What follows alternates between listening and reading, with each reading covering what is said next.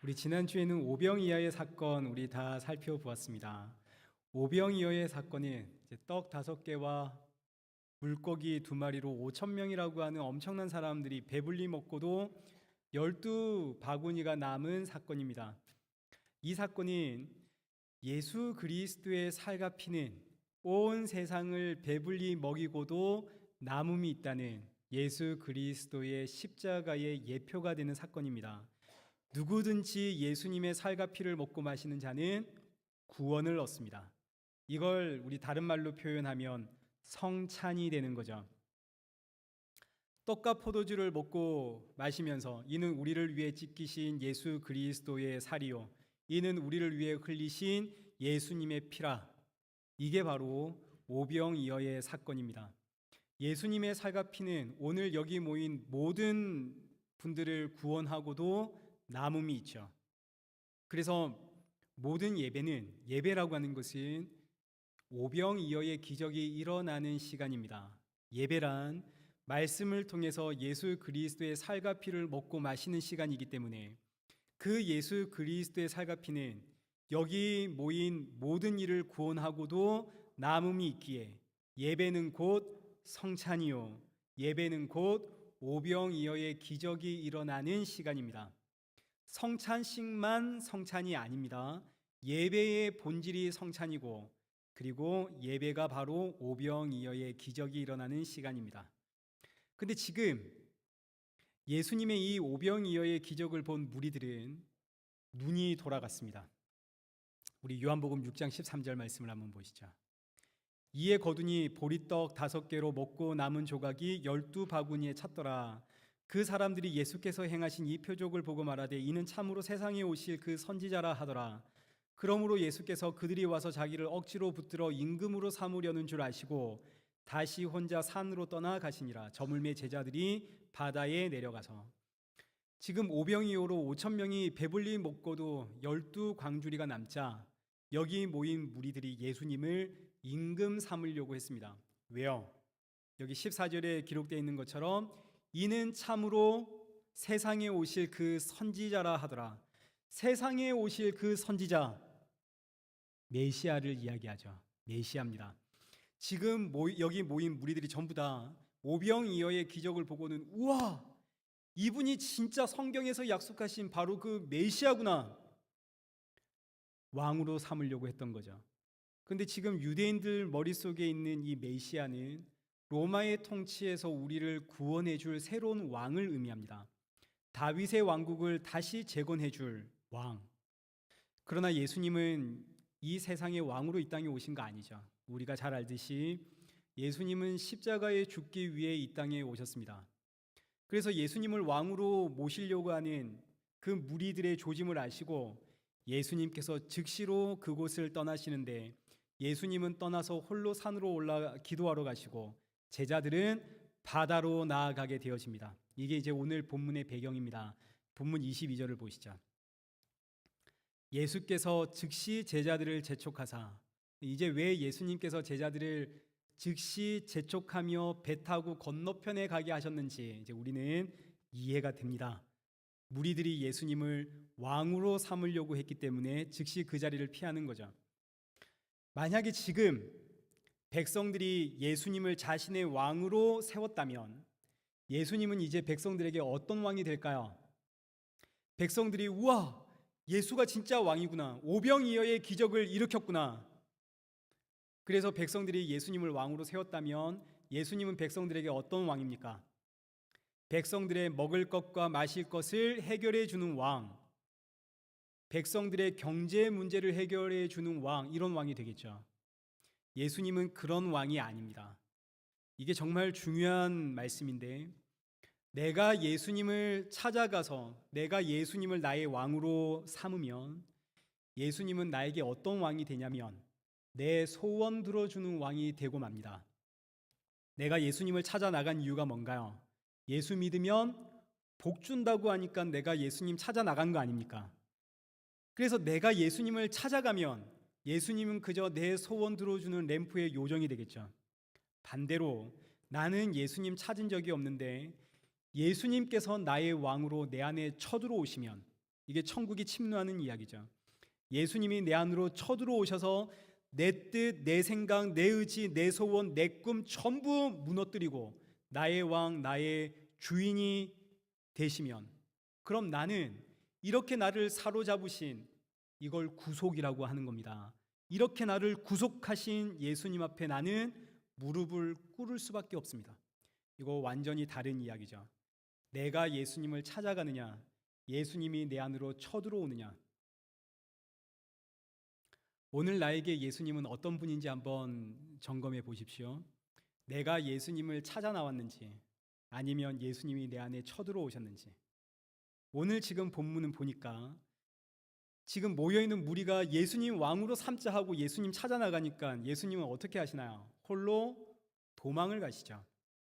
근데 반대로 이제 나중에 풍랑과 씨름하는 제자들을 살펴볼 텐데, 내가 찾지 않을 때 나는 예수님 찾을 마음이 없습니다. 그런데 예수님은 나를 찾아오십니다. 그래서 나를 구속하시죠. 자, 그럼 이제 이 내용을 제자들의 입장에서 한번 생각해 보겠습니다. 제자들은 지금 천국을 경험했습니다. 오병이어의 기적으로 5,000명이라는 그 엄청난 사람들이 배불리 먹고도 그 음식이 남았죠. 그러자 사람들이 지금 예수님을 얼마나 찬송을 하는지 그 모습을 보고 제자들이 얼마나 뿌듯했겠습니까? 맞습니다. 우리가 따르고 우리가 섬기는 예수님이 바로 이런 분입니다. 이러면서 얼마나 예수님 자랑하고 싶고 사람들에게 예수님 이야기하고 싶겠습니까? 근데 예수님 갑자기 그 자리에서 벌떡 일어나 제자들에게 너희는 배를 타고 건너편으로 가라. 제자들은 지금 이 순간 이 자리 떠나고 싶지가 않습니다. 밤을 새워가며 여기 모여있는 무리들과 예수님 이야기하고 싶습니다. 근데 예수님은 떠나라 하시죠. 이 내용은 나중에 우리 마태복음 17장을 할 때 변화사 사건을 통해서 다시 한번 자세히 다루겠지만, 지금 제자들은 천국을 경험을 했습니다. 여러분, 천국이 어떤 곳인가요? 천국이란 예수님의 살과 피를 먹고 마시며 내 주 예수를 자랑하는 곳이 천국입니다. 제자들이 지금 오병이어 사건을 통해서 천국을 맛보았죠. 여기를 떠나고 싶지 않습니다. 여기서 예수님 이야기하고 싶습니다. 마찬가지로 예배의 시간은 천국을 맛보는 시간입니다. 예수님의 살과 피를 먹는 거죠.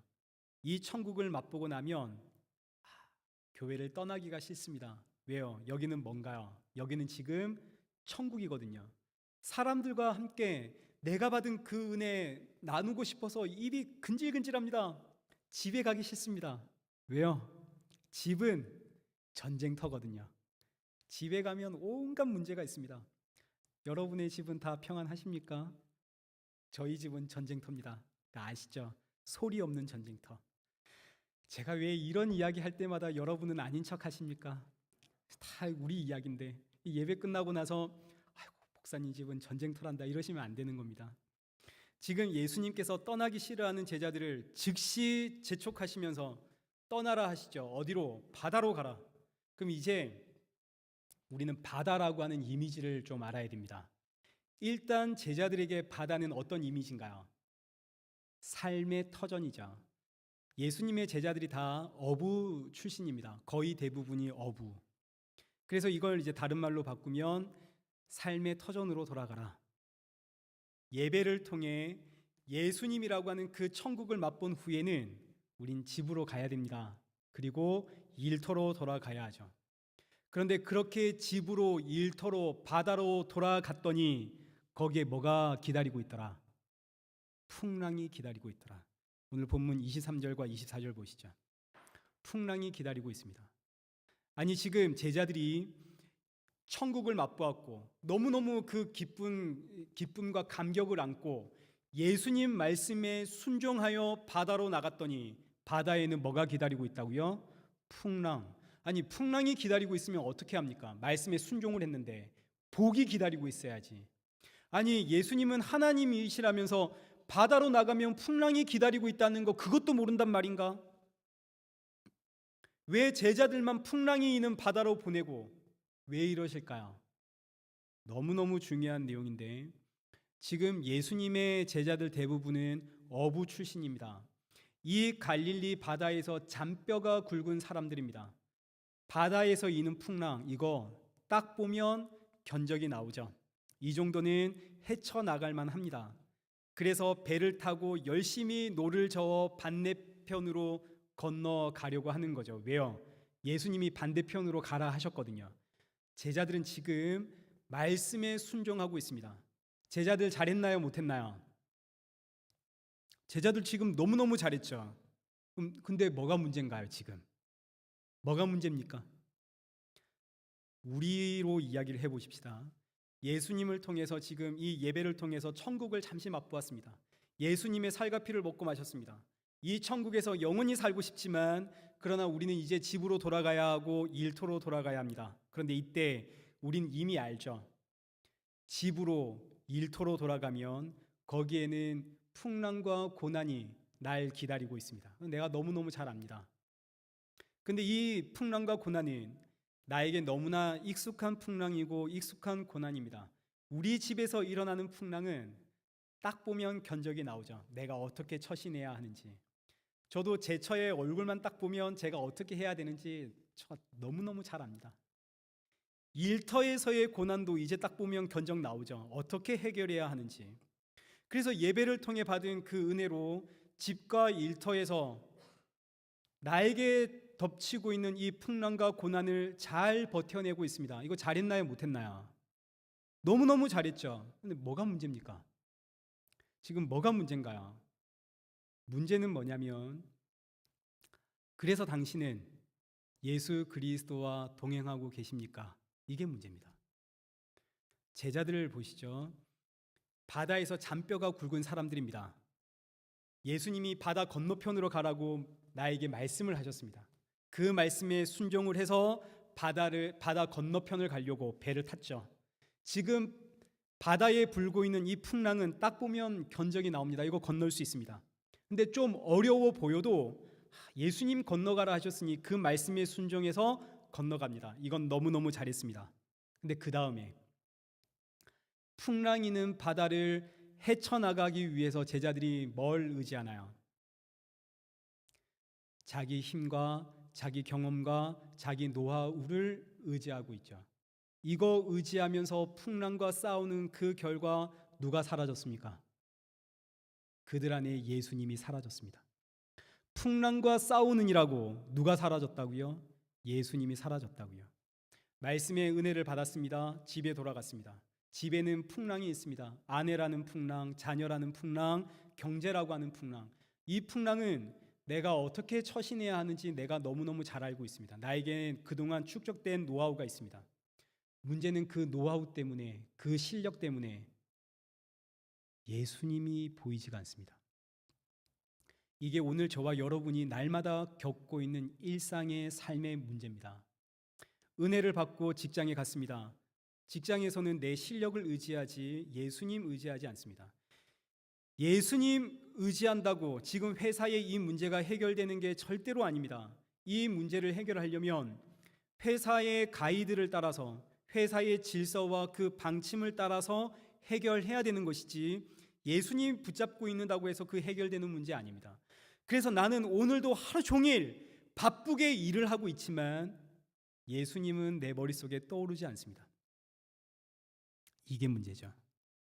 이건 너무너무 자연스럽고 너무너무 정상이고 너무너무 당연한 일입니다.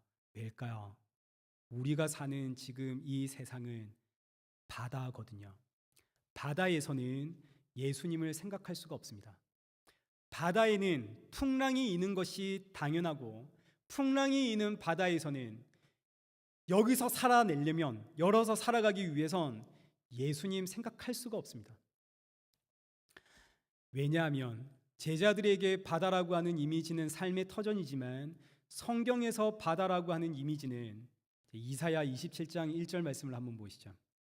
그날에 여호와께서 그의 견고하고 크고 강한 칼로 날렘 뱀 리워야단 곧 꼬불꼬불한 뱀 리워야단을 벌하시며 바다에 있는 용을 죽이시니라. 그러니까 지금 바다에 뭐가 살고 있나요? 용이 살고 있죠. 이 용의 이름이 다른 말로 리워야단, 또 다른 말로 큰 뱀, 큰 용, 이거 전부 다 같은 표현입니다. 바다에는 뭐가 산다고요? 뱀이 삽니다. 용, 리워야단. 시편 104편 25절. 거기에는 크고 넓은 바다가 있고 그곳에는 배가 다니며 주께서 지으신 리워야단이 그 속에 노니이다. 그 바다에는 뭐가 산다고요? 리워야단, 뱀. 그럼 이 뱀, 이 용, 이 리워야단의 정체는 뭡니까? 요한계시록 12장 9절 한번 보시죠. 큰 용이 내쫓기니 옛뱀 곧 마귀라고도 하고 사탄이라고도 하며 온 천하를 꿰는 자라. 온 천하를 꿰는 마귀 사탄의 이름이 옛뱀, 큰 용, 리워야단입니다. 이 용이 지금 어디에 살고 있다고요? 바다. 그래서 성경에서 바다라고 하는 이미지는 이 세상의 공중 권세를 잡은 마귀의 세상을 뜻하는 게 바다입니다. 마귀가 하는 일이 뭔가요? 온 천하를 꿰어서 온 천하를 유혹해서 예수 그리스도께로 가지 못하게 하는 것, 예수님 생각하지 못하게 하는 것, 이게 마귀가 하는 일입니다. 그러니 바다에 가면 예수님 생각나지 않는 것이 정상인가요? 비정상인가요? 이게 정상인 거죠. 바다에 가면 예배를 마치고 바다라고 하는 삶의 현장에 나아가면 우리는 예수님 생각나지 않습니다. 이게 너무너무 지극히 정상입니다. 언제까지 예수님 생각이 안 날까요? 밤 사경까지. 밤 사경까지는 예수님 생각나지 않습니다. 자, 지금 예수님은 제자들을 바다로 보내고 난 이후에 뭐 하고 계시나요? 우리 23절 한번 보시죠. 본문 23절 보시면 예수님은 홀로 뭐 하러 가셨나요? 기도하러 가셨습니다. 예수님 무슨 기도하러 가셨을까요? 같은 사건을 담고 있는 마가복음 6장 48절 보시면 예수님 지금 뭘 보고 계십니까? 제자들이 풍랑과 싸우고 있는 것을 보고 계시죠. 그러니 예수님 풍랑과 싸우고 있는 그 제자들을 보면서 바다라고 하는 이 공중의 권세 잡은 마귀의 세상에서 살아가고 있는 자기 백성들을 보시면서 예수님 뭐 하고 계시다고요? 기도하고 계시죠. 무슨 기도? 하나님 아버지, 저 제자들 풍랑과 싸우다가 십자가 바라보게 하소서. 이거 기도하고 계시겠죠. 오늘 이 예배가 끝나면 우리 삶의 터전으로 돌아갑니다. 삶의 터전은 바다죠. 바다로 돌아가면 반드시 풍랑이 있습니다. 우리의 가정에도 우리의 일터에도 풍랑이 있고 그 풍랑을 헤쳐나가기 위해서 우리가 힘쓰고 애쓰고 노력하며 살다 보면 예수님 생각나지가 않습니다. 이건 너무너무 당연합니다. 우린 지금 바다에서 살아가고 있거든요. 바다에서는 예수님 생각할 수가 없습니다. 근데 놀랍게도 예수님은 자기 백성들이 예배를 마치고 돌아갈 때마다 하나님 보좌 우편에서 기도하고 계십니다. 로마서 8장 34절.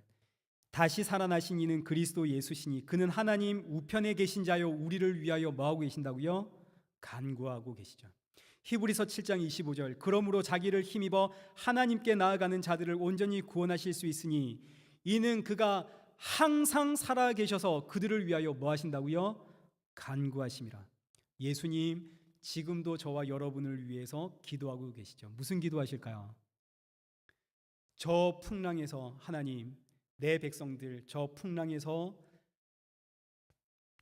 믿음 넣어 주옵소서. 저 풍랑을 통해서 예수님의 십자가로 인도하여 주옵소서. 이 기도하고 계시겠죠. 지금 예수님 제자들을 위해서 기도하고 계시고 제자들은 풍랑과 싸우고 있습니다. 그런데 이 풍랑 사라집니까? 아니죠. 이 풍랑은 더 거세져 가지 사라지지 않습니다. 심지어 예수님께서 제자들을 위해 기도하고 계심에도 풍랑은 사라지지 않습니다. 사라지는 풍랑이 아닙니다. 그런데 이 풍랑이 언제 사라지나요? 예수님께서 배에 올라타실 때 이 풍랑은 사라지죠. 달리 표현하면 예수님의 기도로 인해 믿음이 내 안에 쳐들어올 때 그때 풍랑이 사라집니다. 풍랑이 진짜 사라진 게 아니죠. 풍랑이 더 이상 나에게 위협이 안 된다는 이야기입니다. 뭐가 내 안에 들어올 때? 믿음이 내 안에 들어올 때. 이게 바다 위를 걸었다는 뜻입니다. 지금 제자들이 풍랑과 열심히 싸우고 있습니다. 제자들은 날이 저물 때에 배를 탔습니다. 근데 지금은 밤 사경입니다. 밤 사경이라고 하는 말은 밤 3시부터 6시 사이를 뜻합니다.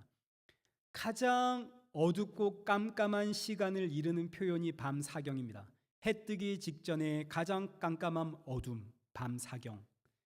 해는 언제 저물었냐면 5시에서 7시 사이에 해는 저물었습니다. 그러니 지금 제자들은 이 갈릴리 바다에서 약 10시간이 넘도록 풍랑과 싸우고 있는 중입니다. 완전히 지쳤죠. 우리의 힘으로, 그동안 쌓아온 우리의 경험으로 건너갈 수 있을 줄 알았는데 불가능한 이야기였습니다. 이제는 버티기도 너무너무 힘들죠. 지쳤습니다. 사람에게 지치고, 일에 지치고, 나에게 지치고, 이 환경에 지치고, 말씀대로 살려고 노력했는데 노력하면 노력할수록 번아웃 되어져 가고, 이걸 표현하는 시간이 밤 사경입니다. 칠흑같이 어두운 깜깜함. 그런데 이 어두운 밤 사경은 우리 잘 알죠. 달리 표현하면 새벽이 오기 직전입니다. 새벽이 오기 직전에 가장 깜깜한 어두움. 이 밤이 지나면 곧 새벽. 성경의 새벽이라고 하는 시간은 샛별이 뜨는 시간입니다. 샛별, 다른 말로 새벽별. 요한계시록 22장 16절, 나 예수는 광명한 새벽별이니라. 그러니 지금 이 밤 사경에, 이 밤 사경은 누가 떠오르는 시간이라고요? 예수 그리스도, 새벽별이신 예수님이 떠오르는 시간 아닙니까? 이 시간에 오늘 본문 25절, 이 밤 사경에 누가 바다 위를 걸어오시나요? 새벽별이신 예수님이 바다 위를 걸어오는 거죠. 난 지쳤습니다. 나는 지금 예수님 찾아간 게 아닙니다. 난 예수님 찾은 적이 없고 나는 그저 이 풍랑, 이 바다에서 살아보려고 힘쓰고 애쓰고 있었을 뿐입니다. 바다에서 살아보려고. 그런데 누가 이 바다 위를 걸어 나에게 오셨다고요? 예수 그리스도. 예수님이 나를 찾아 바다 위를 걸어 오시는 거죠.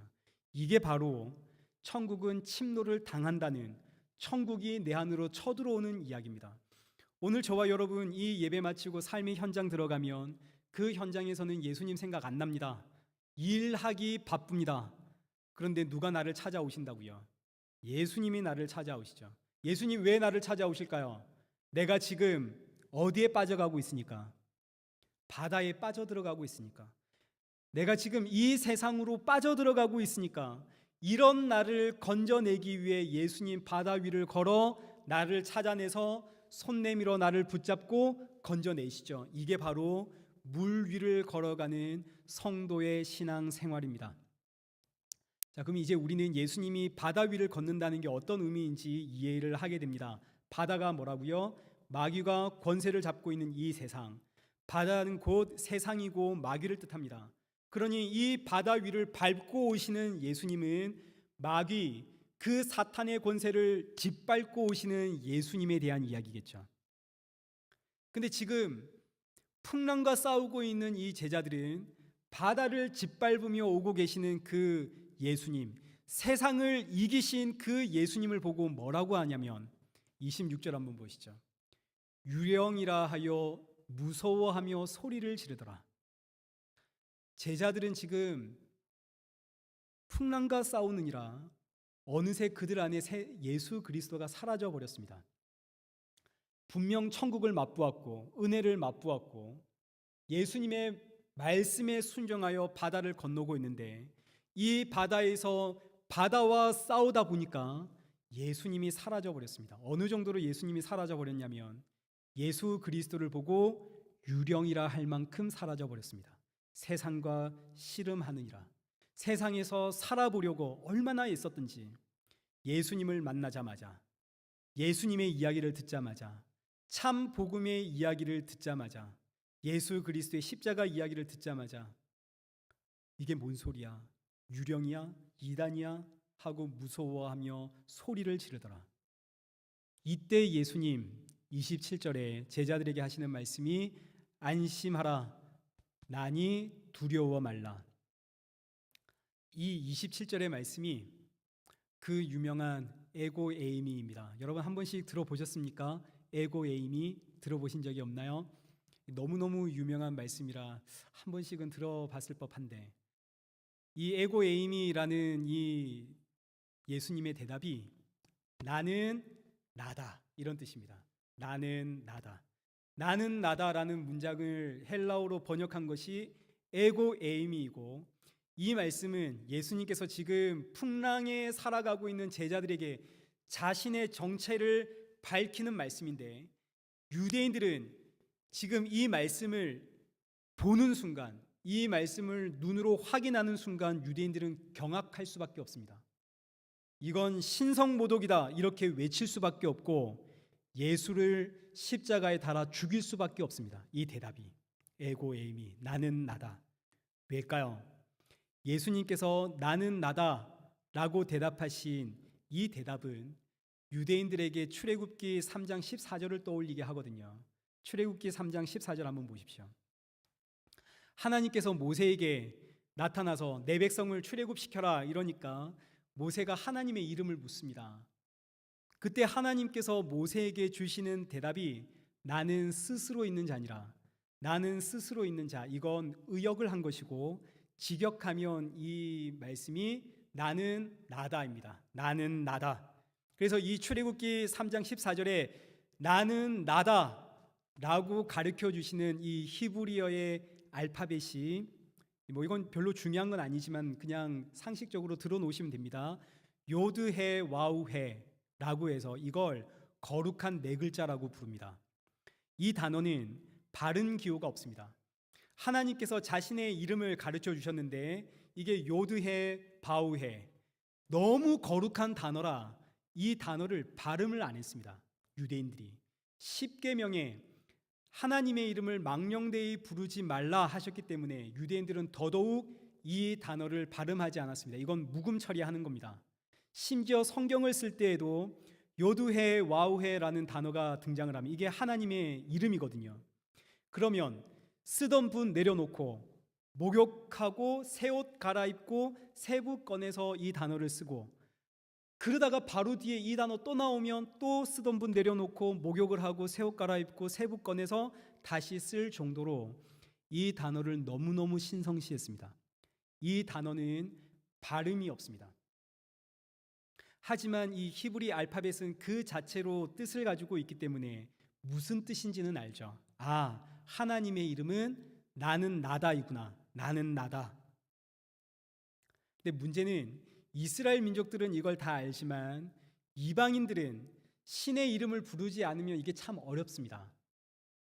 그래서 바벨론 포로 이후로 성경이 보급이 되면서 이 문제를 해결하기 위해서 이 단어를 어떻게 발음하면 좋을까? 여러분 초성 게임 아시죠? 단어의 소리 나는 그 첫 자음만 써서 이게 어떤 단어인지 맞추는 게임입니다. 이응, 리을, 기역, 히읗 하면 무슨 뜻일까요? 이레교회, 그죠? 이런 겁니다. 이레교회. 이런 식으로 지금 이 거룩한 네 단어는 초성만 있습니다. 요드해, 와우해. 초성만 있고 모음이 없습니다. 그럼 발음할 수가 없죠. 그래서 후대에 이 거룩한 네 단어에다가 모음을 붙여서 발음을 하기 시작을 했는데, 어떤 이들은 이 단어를 아도나이라고 발음을 하고, 아도나이 하게 되어지면 나의 주 이런 뜻이 됩니다. 아도나이. 어떤 이들은 이 단어에 발음을 붙여서 여호와라고 부르기 시작을 했습니다. 그래서 구약 성경에 등장하고 있는 여호와는 전부 다 요드해 바우해에다가 모음을 붙여 놓은 겁니다. 여호와. 여호와라고 이름을 부르게 되면 이건 약속이라는 뜻이 됩니다. 약속, 약속의 하나님. 그럼 지금 예수님께서 제자들에게 나는 나다 이렇게 말씀하실 때 이게 무슨 이야기인가요? 내가 바로 여호와다 이렇게 이야기하는 거죠. 내가 바로 여호와다. 내가 바로 그 하나님이다. 유대인들이 경악할 만하죠.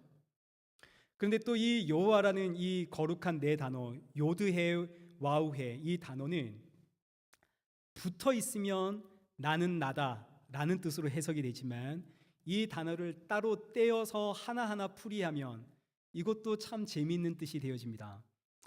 해라고 하는 단어가 보다라는 뜻입니다. 요드해 와우해. 요두를 봐라 와우를 봐라. 요두는 손, 와우는 못. 붙이면 어떻게 되나요? 요두해 와우해. 손을 봐라, 못자국을 봐라, 이렇게 되겠죠. 모세가 하나님께 당신의 이름은 무엇입니까? 하나님께서 요두해 와우해 붙여놓으면 발음은 나는 여호와다, 뜻은 나는 나다.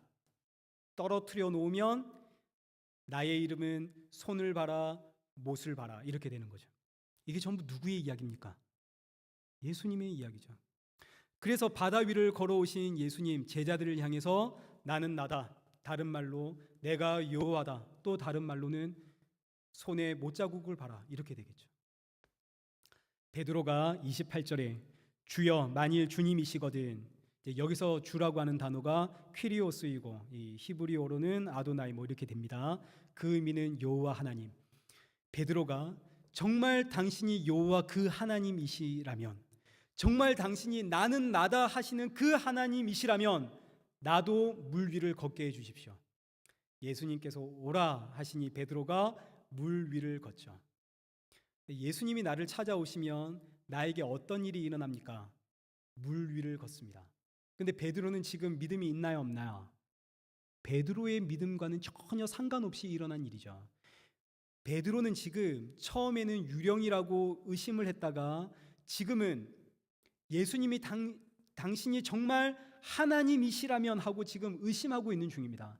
베드로는 예수님을 유령으로 봤다가 지금은 의심하고 있으니까 베드로의 신앙은 그 안에는 믿음이 전혀 없습니다. 베드로가 자기 믿음을 가지고 물 위를 걸은 거 아니죠. 베드로의 그 믿음과 신앙하고는 전혀 상관없이 예수님께서 오라 하시니, 예수님께서 그 안에 믿음을 넣어 놓으시니 이 베드로가 물 위를 걷는 겁니다. 그래서 30절, 베드로가 물 위를 걷다가 바람이 부니까 정신이 번쩍 들죠. 정신이 번쩍 드니까 내가 지금 뭐 하고 있지 하니까 어떻게 되나요? 바다에 빠져 들어가죠. 이게 전부 무슨 이야기입니까? 믿음은 우리 안에 없다는 이야기입니다. 이걸 가지고 무슨 성도가 두려움을 극복하는 방법 이렇게 나오면 안 되고, 믿음이 우리 안에 없다는 이야기입니다. 믿음이 내 안에 쳐들어오니까 바다를 걷는 것이지, 정신 차리면, 믿음이 사라지면, 내 이성, 내 판단, 내 상식, 내 사고, 내 자아가 돌아오면, 다시 내가 내 주인이 되어지면 우리는 다 이 바다라고 하는 세상에 빠져 들어가는 겁니다. 늘 말씀드리지만 우리가 얼마나 이 세상 사랑하고, 우리가 얼마나 돈 사랑하고, 우리가 얼마나 자랑하며 살아가는지 한번 보십시오. 그런데 내 안에 믿음이 쳐들어오면 그 순간만큼은 세상도 돈도 자랑도 눈에 보이지가 않죠. 이게 뭐라고요? 바다 위를 걷는 삶입니다. 근데 정신이 갑자기 차려지며 아이고야, 내가 지금 뭘 하고 있나? 아이고 내 돈, 아이고 내 세상. 다시 바다에 빠지는 거죠. 그래서 바다에 빠져 들어가는 베드로에게 예수님께서 하시는 말씀이 31절에 믿음이 작은 자여 왜 의심하느냐. 믿음이 작다는 말은 믿음이 없다는 뜻입니다. 이건 양적인 개념 아닙니다. 믿음이 크다, 믿음이 작다, 그런 이야기가 아닙니다. 믿음이 작다는 말은 의심한다는 이야기요, 의심한다는 말은 믿음이 없다는 이야기죠. 우리는 믿음이 없습니다. 믿음이 내 안에 들어오는 겁니다. 믿음이 들어올 때마다 성도는 바다 위를 걷습니다. 근데 이 믿음이 싹 빠지면 바다에 빠지게 되는 거죠. 그래서 예수님 늘 바다에서 사는 우리를 위해서 기도하시죠. 바다에 빠지지 않게 하십시오. 그런데 우리가 바다에서 빠질 때면 예수님 즉시로 찾아오셔서 손 내밀어 나를 건져주시는 거죠. 그래서 성도의 삶은 바다 위를 걷다가 바다에 빠졌다가 다시 건짐을 당해서 바다 위를 걷다가 다시 바다에 빠졌다가, 이게 바로 성도의 삶입니다. 그래서 성도는 더 이상 이 바다에 빠지지 않는, 영원히 바다 위를 걷는 그 영원한 나라를 소망하며 사는 거죠. 요한계시록 21장 1절 한번 보십시오.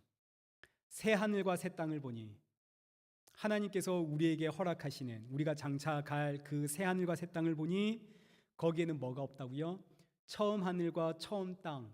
이게 지금 이 지구 이야기를 하는 거죠. 처음 하늘과 처음 땅도 없고 새 하늘과 새 땅에는 뭐도 없다고요? 바다도 없습니다. 바다가 없습니다.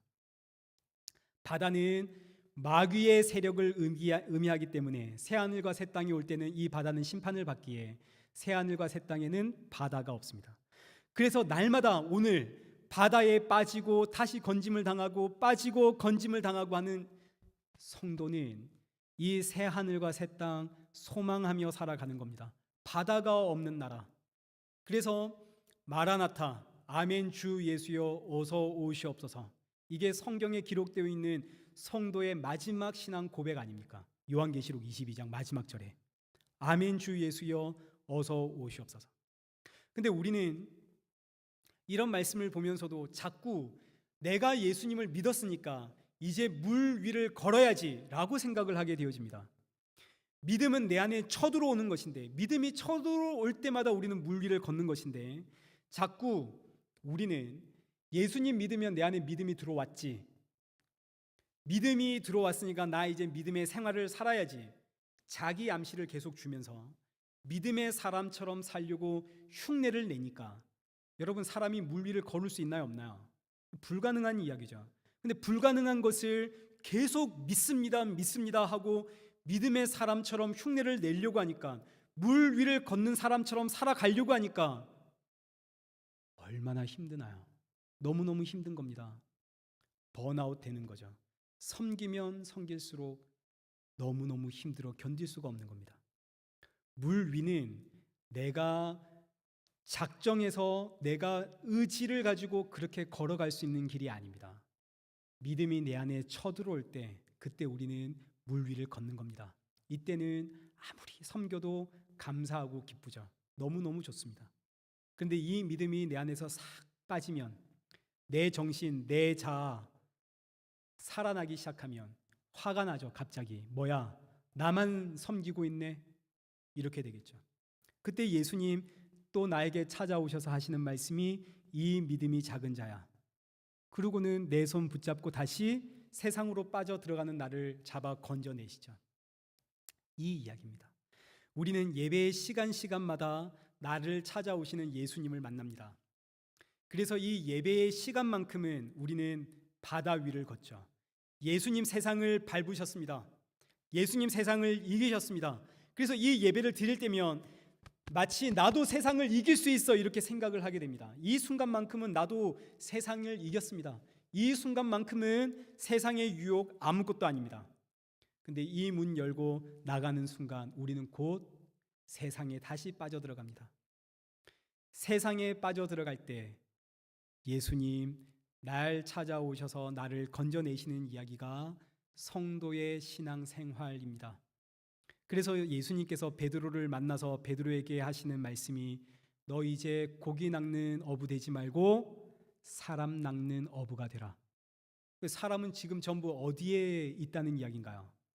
바다에 있다는 이야기 아닙니까? 사람은 다 바다 밑에 살고 있습니다. 사람을 낚는 어부가 되어라.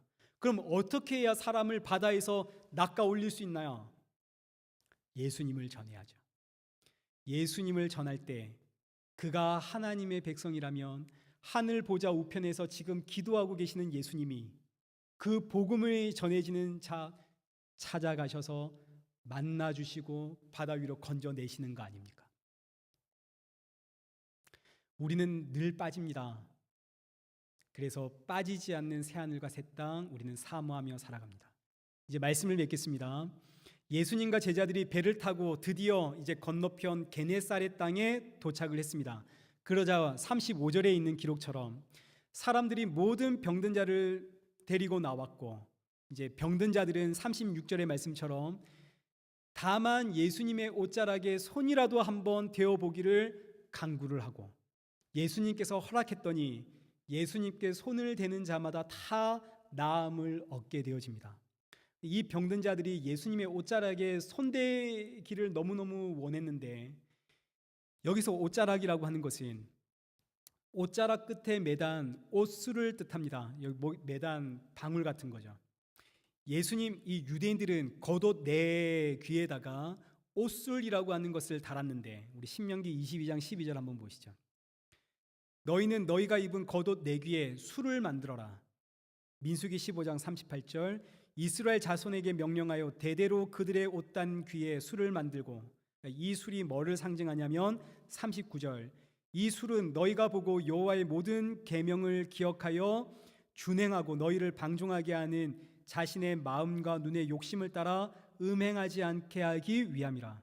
여기서 술이라고 하는 단어가 찌찌뜨라고 해서 이 단어, 이 히브리 알파벳은 이 단어마다 숫자를 가지고 있습니다. 이 숫자를 조합하면 613개. 그래서 이거 이 하나님의 율법을 상징한다, 뭐 이런 의미도 가지고 있지만, 아무튼 이 유대인들의 내귀에 달려 있는 옷술은 하나님의 말씀을 기억하고 내 마음과 내 눈의 욕심을 따라 살아가지 않아야지라고, 그거 볼 때마다 기억하라고 주신 하나의 상징입니다. 그런데 유대의 랍비 문헌에 언제부터선가 이런 가르침이 생기기 시작을 했습니다. 일종의 민간요법이죠. 온전하지 못한 사람이 온전한 사람의 옷을 만지면 온전해진다, 이런 가르침이 내려오기 시작을 했습니다. 그러니 병든 자들의 소원은 온전한 사람의 그 옷을 한번 만져보는 것이 소원입니다. 그거 만지면 나도 온전한 사람이 될까봐. 우리 예전에 12의 혈루증 앓았던 여인의 이야기 보았듯이, 온전한 사람이 부정한 사람과 접촉되게 되어지면 이 사람도 부정한 사람이 되어집니다. 병든 자는 부정한 사람입니다. 그런데 그 병든 부정한 사람이 온전한 사람의 옷을 만지면 이 온전한 사람도 부정해지기 때문에, 부정해지면 정결 예법을 치러야 되는데 이 정결 예법이 또 얼마나 복잡한지 모릅니다. 그러니 병든 자들이 온전한 사람의 그 옷을 한번 만지려면 큰 대가를 치러야만 했습니다. 그럼 이때 온전한 사람이란 누굴까요? 율법 지킴에 있어서 흠이 없는 사람 누군가요? 서기관과 바리새인과 제사장들이죠. 그래서 마태복음 23장 5절에 하나님께서 제사장과 바리새인들을 향해 그들의 모든 행위를 사람에게 보이고자 하나니 곧 견문띠를 넓게 하며 옷을 길게 하고, 서기관 바리새인 제사장들은 자신에게 다는 그 옷을 다른 사람보다 훨씬 길게 만들었습니다. 왜일까요? 나는 율법에 흠이 없는 사람이다, 이거 자랑하려고. 병든 사람의 소원은 그런 서기관과 바리새인과 제사장의 옷을 한번 만져보는 것이 소원입니다. 그러나 대가를 치러야 할 것이 만만치가 않습니다. 무엇보다 그들의 그 옷을 만진다고 병이 고침을 받겠습니까? 12회 혈루증을 앓은 여인이 12년 동안 흠이 없다는 그 서기관과 바리새인과 제사장들의 옷을 만지고 다니다가 재산을 전부 다 탕진하고 만 거 아닙니까? 그런데 이 12회 혈루증 앓았던 여인, 예수님의 옷을 만지고 어떻게 되었나요? 구원을 받죠. 마찬가지로 오늘 본문의 병든 자들, 이들은 다 가난한 사람이든지 가난한 사람이라 서기관과 제사장들의 그 옷을 감히 만질 수 없는 사람이든지, 아니면 혹은 가서 잡았어도 병고침을 받지 못했던 사람들입니다. 이들이 지금 예수님이 우리 동네에 왔다고 하니까 예수님의 옷자락 이거 한번 만져보고자 예수님께 지금 간구하고 있는 거죠. 예수님의 옷자락 한번 만져봤으면 좋겠습니다. 예수님이 허락을 하셨더니 손을 댄 자는 전부 나음을 얻었더라. 나음을 얻었다라고 하는 이 단어의 원의미는 구원을 얻었다입니다. 구원을 얻었다라는 이 뜻을 의역을 해서 나음을 얻었다. 누구든지 예수의 옷자락을 만진 자는 전부 구원을 받았다라는 뜻입니다. 예수님의 옷자락을 만진 자들은 전부 병고침 받기를 원한 사람들입니다. 예수님의 옷자락만 만져도 병이 고쳐질 거야, 이렇게 믿었던 사람도 있었을 것이고, 예수님의 옷자락을 만지면 병이 나을까 의심했던 사람도 있을 것이고, 남들이 만지니까 나도 가서 공짜라니까 덩달아 만진 사람도 있었겠죠. 무엇이 되었든 이들의 믿음은 성경이 말하고 있는 믿음은 전혀 아닙니다. 이들이 믿음은 전혀 성경이 말하고 있는 믿음은 아니지만, 그러나 손을 댄 자는 모두 뭘 얻었다고요? 구원을 받더라. 이게 오늘 저와 여러분의 이야기입니다. 오늘 저와 여러분에게 믿음이 어디에 있습니까? 우리의 믿음이라고 하는 것은 고작 하나님 나에게 좋은 일 행해 주실 줄 믿습니다, 하나님 저를 잘 이끌어 주실 줄 믿습니다. 우리 자녀들 잘 되게 해 주실 줄 믿습니다. 우리의 믿음은 고작 이런 믿음입니다. 그저 이 세상에서 그냥 잘 먹고 잘 사는 믿음입니다. 그러니 우리의 믿음은 사실은 믿음이 아니라 탐심이고 탐욕이고 우상 숭배입니다.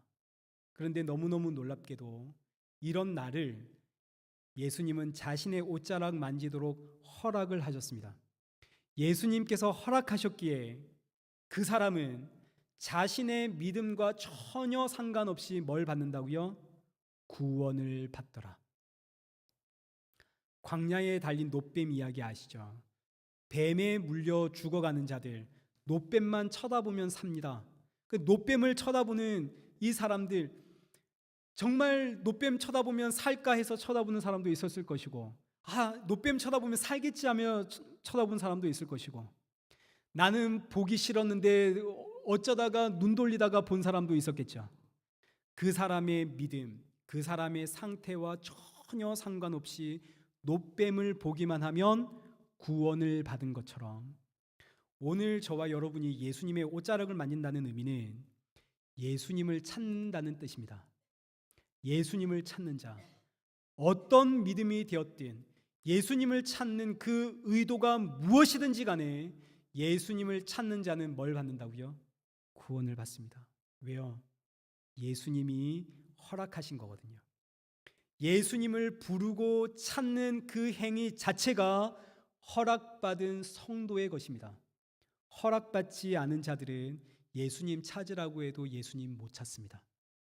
허락받은 자들은 어떤 의미가 되었든 예수님을 찾습니다. 그러니 사랑하는 성도 여러분, 어떤 의미가 되었든 어떤 믿음과 어떤 신앙을 가지고 있든 예수님 부르시고 예수님을 찾으십시오. 그러면 예수님이 뭘 주신다고요? 죄사함을 주시고 구원을 주십니다. 이 놀라운 은혜가 오늘 저와 여러분 안에 임하길 축원합니다.